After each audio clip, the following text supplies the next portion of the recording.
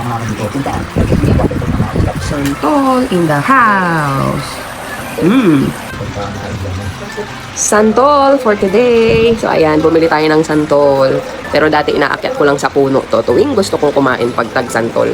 So eto, nilagyan natin yan ng asin, asukal at chili powder. Tara, kain tayo.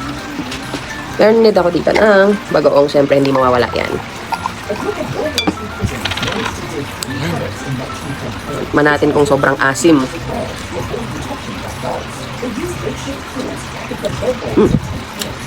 Matamis.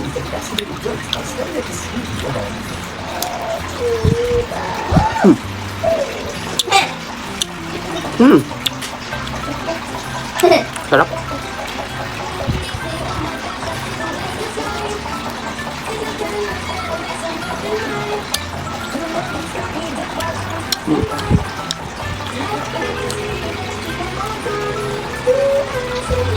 Pasaw naman natin sa bato.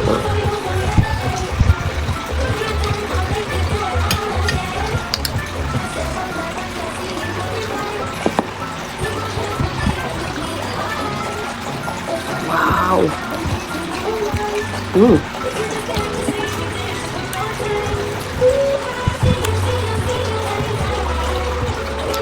Sarap.